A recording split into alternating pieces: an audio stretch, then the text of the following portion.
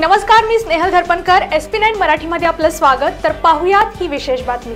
बनावट सोने तारण ठेवून बँकांमधून कर्जाची उचल करणाऱ्या टोळीचा सूत्रधार दिलीप गंगाराम चौगले आणि बँकेचा मूल्यांकनकार सोनार सागर व अनिल कलघटगी हे दोघे असल्याचे तपासात समोर आले. त्यांनी संगनमत करून निर्दोष लोकांच्या कागदपत्रांचा वापर करून त्यांना गंडा घातला. कर्जाची रक्कम त्यांनी चैनीसाठी उडवल्याची माहिती पोलिसांना दिली.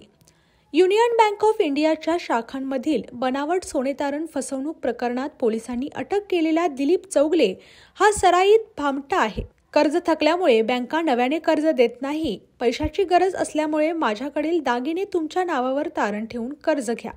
कर्जाची रक्कम घेऊन वेळेवर हप्त्याची परतफेड करतो अशी गळ तो अनेकांना घालत होता.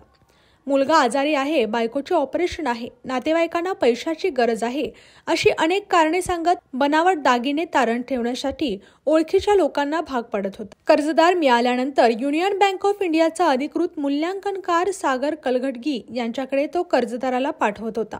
संगनमताने कर्ज मंजूर करून कर्जाची रक्कम उचलली जात होती. यातील बहुतांश रक्कम दोघांनी चैनी करण्यात उडवली. अशाच आणि इतर बातम्यांसाठी SP9 मराठीच्या YouTube चॅनलला सबस्क्राईब करा. SP9 Marathi, your time, your news. धन्यवाद.